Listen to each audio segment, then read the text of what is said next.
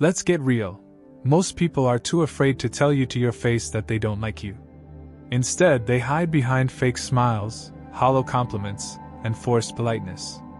I've been there too, thinking someone was a friend only to realize they were secretly hoping for my downfall. It's brutal, but here's the truth. If you don't recognize the signs, you'll end up wasting your time and energy on people who can't truly understand you. So let's cut through the BS and talk about the signs that someone dislikes you but is hiding it. You might not like what you hear, but it's better to face the truth than live in denial. Joking about your flaws. When humor is more than just a laugh. We've all seen it. Someone cracks a joke about their forgetfulness, their clumsiness, or how they can never seem to make it anywhere on time. It's disarming, relatable, and, at first glance, seems like a harmless act of self-deprecation. But what does it really mean when someone habitually jokes about their own flaws? Peel back the layers, and it becomes clear that humor can be both a mask and a mirror, revealing truths we might not be ready to confront. The comfort of self-deprecation. Joking about your flaws can create a sense of camaraderie. It tells those around you, "Hey, I'm not perfect, and I'm okay with that." In moderation, it's a powerful tool that can build trust and diffuse tension. We tend to bond with people who show vulnerability because it makes them human, relatable. But here's where it gets intriguing. At what point does this humor stop being a friendly bridge and start being a moat, an emotional barrier that keeps people at a safe distance? The hidden message behind the laughs. When someone consistently jokes about their flaws, it's often more than just good-natured humor. Psychologists suggest that it can be a form of preemptive self-defense. By pointing out their own shortcomings, they can control the narrative and take the sting out of criticism before anyone else has the chance to use it against them. It's like saying, "I know I'm messy, forgetful, insert flaw here, so you don't need to point it out, I've already owned it." But here's the twist. While it may come off as confident humility, chronic self-deprecating humor can sometimes be a mask for deeper insecurities. It's one thing to laugh off an awkward moment. It's another to make self-criticism a routine. Behind the seemingly lighthearted comments could be a need for validation or reassurance that those flaws don't make them unworthy of acceptance or love.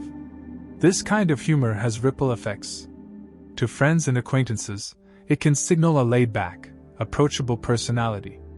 But to those who listen closely, it might hint at a more fragile self-esteem. If a friend or partner frequently jokes about their perceived shortcomings, it might be their way of saying, "I need you to tell me that this isn't as bad as I fear." And while the humor may create laughter in the room, it can also leave a subtle question hanging in the air. Do they actually believe this about themselves? Joking about your flaws is a double-edged sword. It can be empowering or eroding. The key is to recognize the intent and frequency. Are you laughing with yourself, or at yourself? Are you showing vulnerability, or hiding behind it? For those who find themselves often using humor as a shield, it's worth exploring the balance between self-awareness and self-compassion.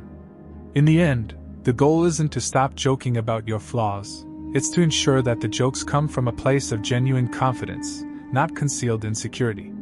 True empowerment lies in owning your imperfections not just with humor, but with acceptance, turning your punchlines into points of pride rather than silent cries for reassurance.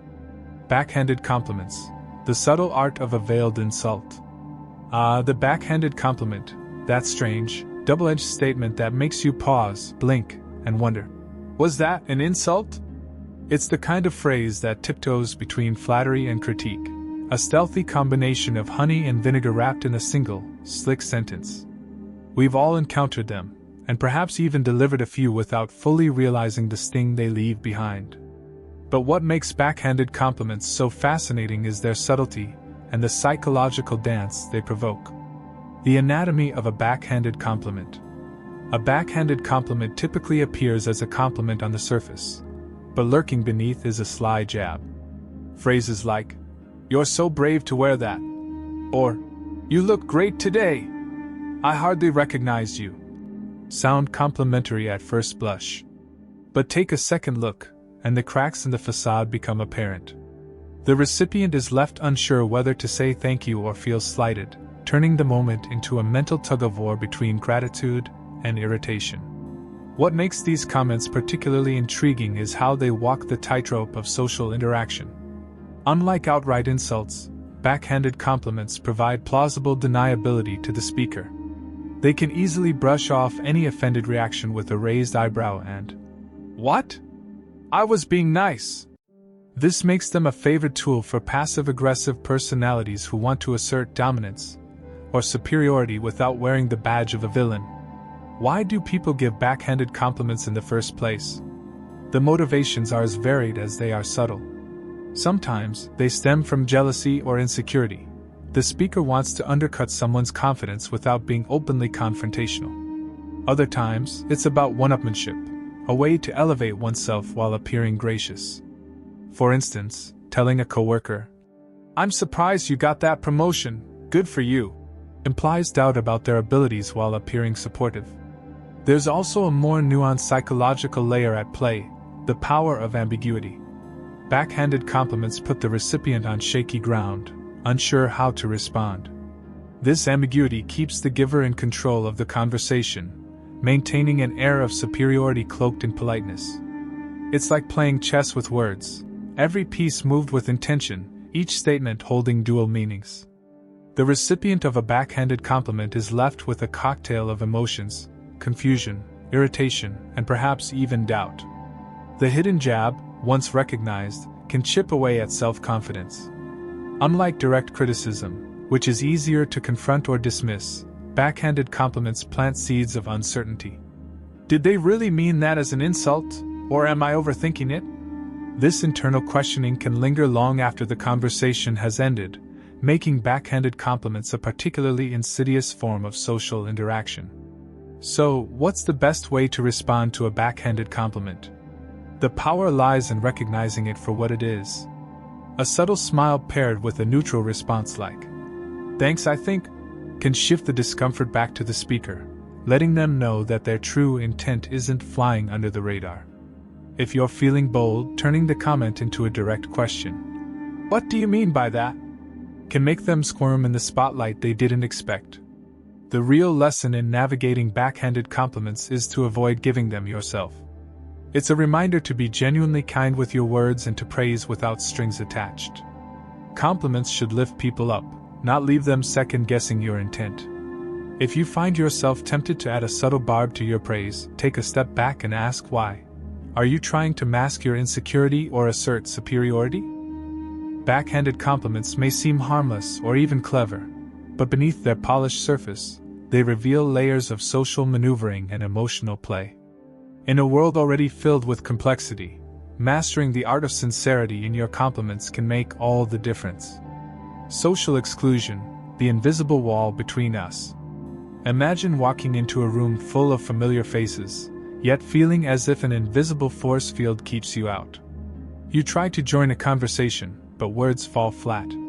You laugh at a shared joke, only to be met with an awkward silence or sidelong glances. It's not overt, but it's unmistakable. You're on the outside looking in.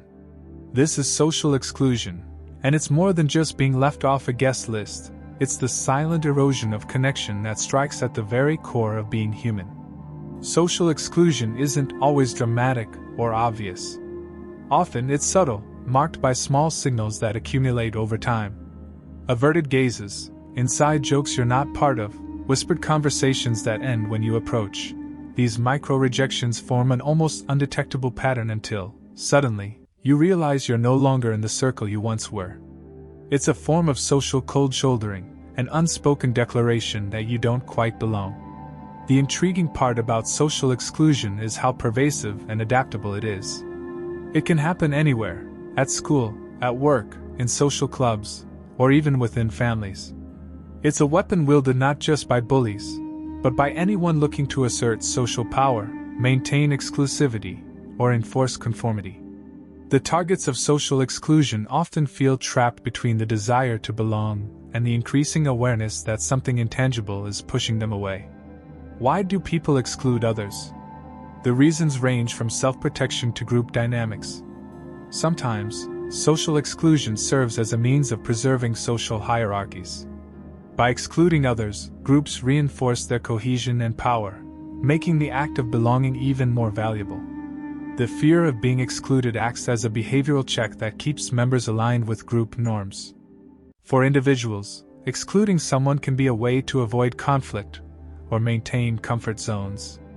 Maybe the excluded person challenges the group's status quo or has qualities that provoke jealousy or insecurity. Exclusion can be passive, a lack of invitation or engagement, or active, marked by subtle rebuffs or even direct confrontation. Regardless of the reason, the outcome is the same: someone is made to feel unwelcome and, ultimately, unseen. The psychological impact of social exclusion is profound. Human beings are hardwired for connection, and when that connection is severed or denied, it triggers a cascade of emotional responses: sadness, anger, confusion, and even physical pain. Neurological studies have shown that the brain processes social rejection similarly to physical injury. The pain of being excluded, therefore, isn't just metaphorical, it's real, rooted in our biology. Over time, prolonged social exclusion can lead to feelings of unworthiness, anxiety, and depression. The excluded individual might question their value or overanalyze past interactions, searching for what they did wrong. This spiral of self-doubt can feed into a self-fulfilling prophecy, where the person becomes so withdrawn or guarded that reintegration becomes even more difficult. But here's where social exclusion becomes particularly intriguing: its power lies in invisibility. Unlike outright bullying, it's harder to point to specific moments and call them out. This lack of tangible proof leaves the excluded person wondering if they're imagining things or being overly sensitive, adding another layer of psychological weight. It's the ghost of social interactions, casting long shadows without ever being fully visible. Social exclusion also speaks to a universal human experience. Even those who may seem popular or well-connected have felt it at some point. The fear of being left out, of becoming the outsider, is so deep-rooted that it can drive people to extraordinary lengths to maintain their social bonds, even at the cost of their true selves. So, how do you break down the walls of social exclusion? For those on the outside, finding and nurturing genuine connections is crucial. Seek out groups or individuals who value and celebrate what makes you different rather than casting you aside for it. For those within a social group, the challenge is to be more inclusive, recognizing that subtle signals can have significant impacts. Extend an invitation, engage in conversation, share a smile. Small gestures can act as bridges for those on the periphery. While social exclusion is often painful, it can also be revealing. It forces a reckoning with one's values and identity. Those who have experienced exclusion may develop a stronger sense of empathy and an ability to recognize and combat it in their own circles. In facing the cold shoulder of exclusion, they learn to create warmth and belonging for others, transforming personal pain into communal healing. Social exclusion is a reminder that we are more than just social creatures. We are the architects of connection. Whether we build walls or bridges, include or exclude, the choice is always ours. Too busy, excuse, the polite disguise for priorities. We've all heard it, and many of us have said it. Sorry, I've just been too busy. It rolls off the tongue like a default script, seemingly innocent, yet it carries layers far deeper than a mere scheduling conflict. The too busy excuse is like an overused safety net, unassailable and socially acceptable. But when does it stop being a genuine reflection of time constraints and start being a subtle, coded message? The hidden truth behind too busy. Being too busy is often more about priorities than it is about hours in the day. When someone tells you they're swamped, what they might really be saying is, "You're not high enough on my list right now." This isn't necessarily meant to hurt, but it reveals a lot about where you stand in their world. Imagine the time when you reached out to an old friend for a catch-up, only to receive a polite, "Things are crazy, maybe soon." Days turn to weeks, and before long, you realize soon may never come. The intriguing thing about the too busy excuse is that it operates in a gray area. It's plausible, and in a society where busyness is almost a badge of honor, it's rarely questioned. But beneath its courteous veneer, it holds a quiet truth: our time goes where our heart and mind want it to. If someone wanted to make room for you, they would, even if it meant staying up an hour later, rearranging schedules, or stealing moments between tasks. The psychology of busyness. Saying, "I'm too busy," can be a way to avoid difficult conversations or uncomfortable truths. It softens the potential blow of saying, "I don't have the energy for this right now," or, "You're not as important to me as you might think." But the psychology works both ways. On the receiving end, we're conditioned to accept it at face value, perhaps with a nod and a knowing smile, all while wondering if it's really true. We all instinctively know when the "too busy" card is played as a shield.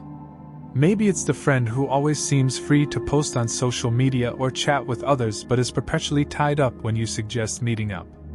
Or the colleague who skips out on your projects but has time for more enticing opportunities. In these cases, the excuse morphs from a statement into a silent verdict on where you rank in their hierarchy. The uncomfortable question.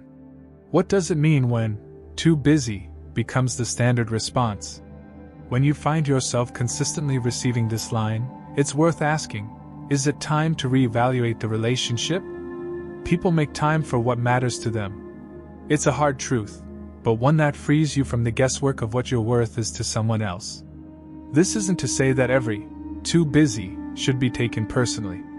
Life truly does get overwhelming. Deadlines loom, family crises erupt, health takes unexpected turns. But patterns matter. A one-time, "I'm swamped," is likely genuine.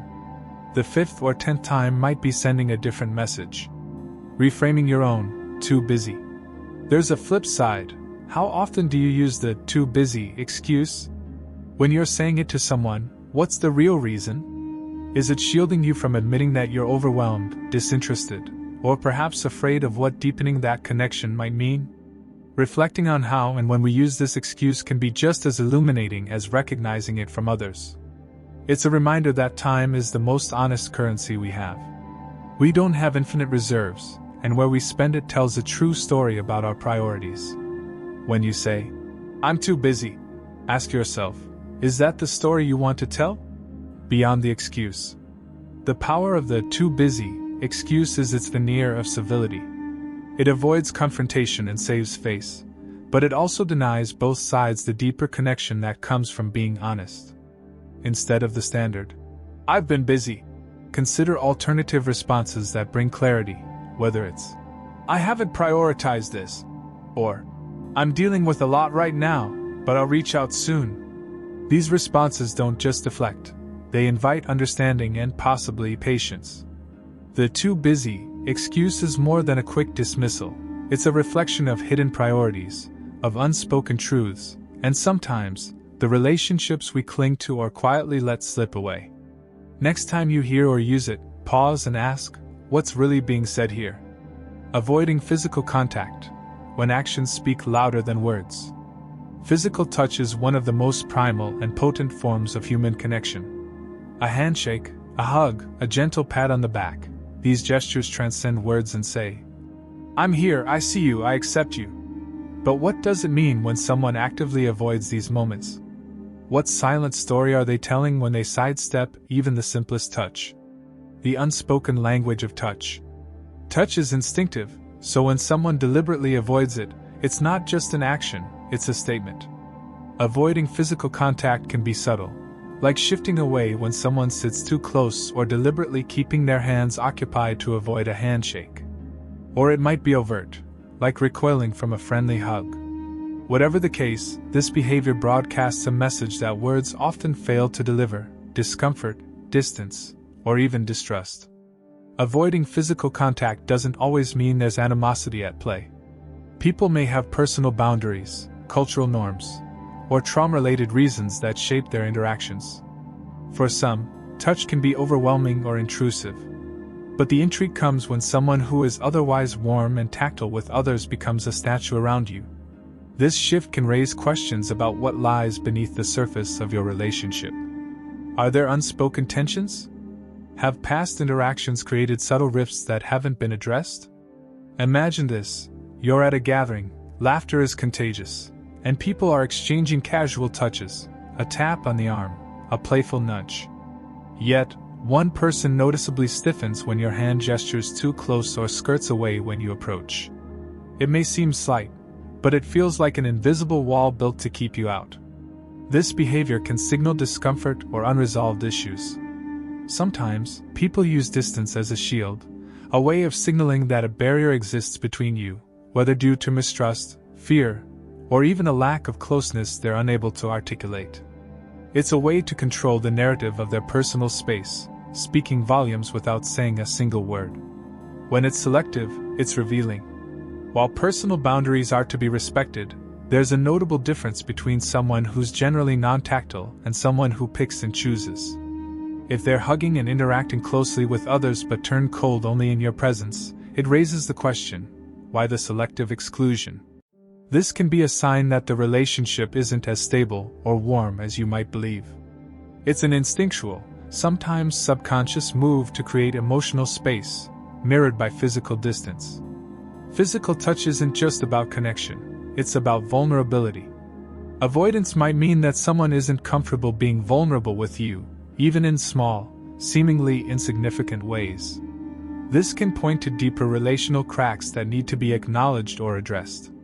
For example, maybe trust was breached in the past, or perhaps unspoken resentments have taken root. Whatever the reason, avoiding touch is rarely just a quirk, it's often a message waiting to be deciphered.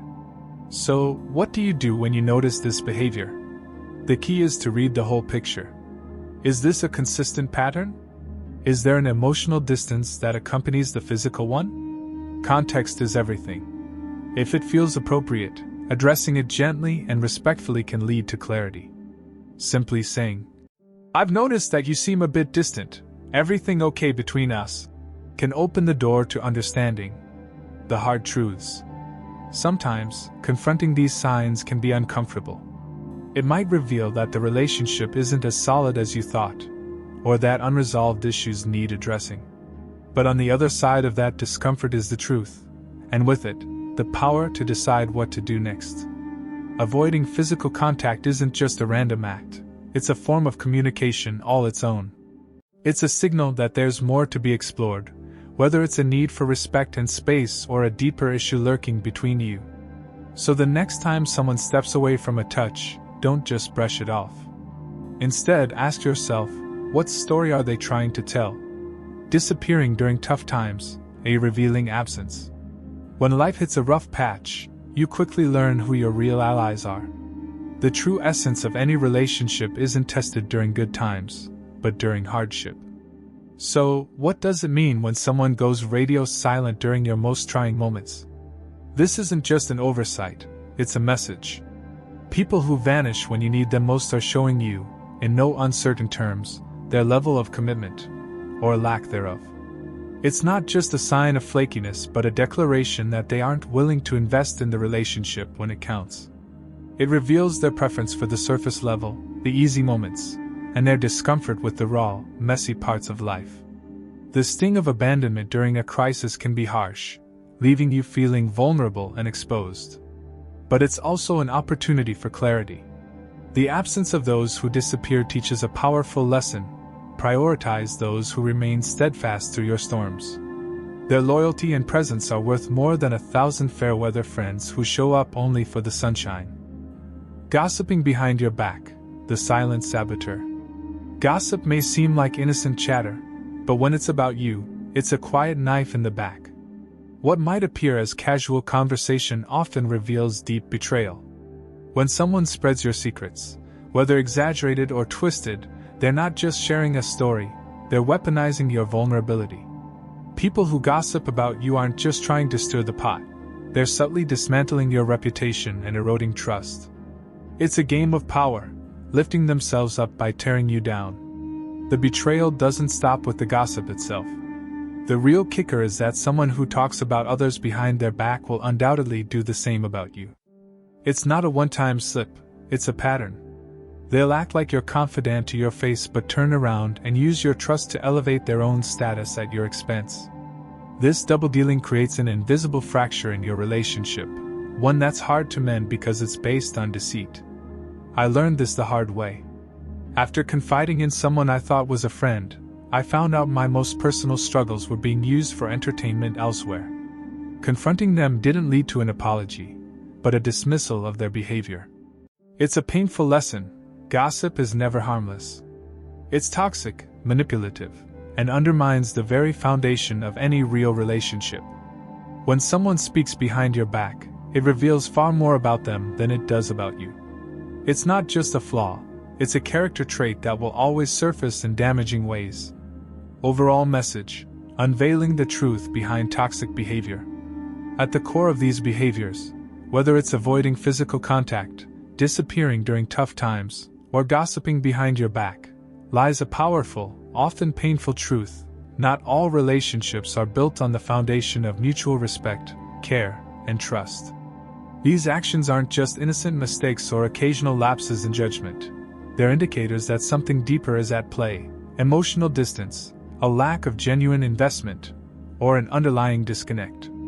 When someone consistently avoids physical touch with you, they're not merely avoiding contact. They're sending an unspoken message that they don't feel comfortable or connected. It's subtle, but the message is loud. They're unwilling to let you into their personal space, whether emotionally or physically. Similarly, when someone disappears during a difficult time in your life, it's not just a failure of timing, it's a revelation of their true priorities. In moments of crisis, when vulnerability should lead to greater bonding, their absence exposes the fragile nature of the relationship and their limited capacity for support. And when gossip enters the equation, it's no longer just idle chatter, it's a deliberate act of betrayal, a covert way of undermining your trust and reputation, all while maintaining a facade of friendliness. Gossip erodes the very foundation of what makes relationships meaningful: honesty, loyalty, and mutual respect. The deeper message in all of this is clear: don't ignore the signs. These behaviors are not random or inconsequential. They're clues to how someone really feels about you, and more importantly, how much, or how little, they value your connection. It's easy to convince ourselves that people will come around, that we just need to try harder, or that we should wait for things to change. But the truth is, you deserve relationships that nurture you, that challenge you to be better, and where care is reciprocated.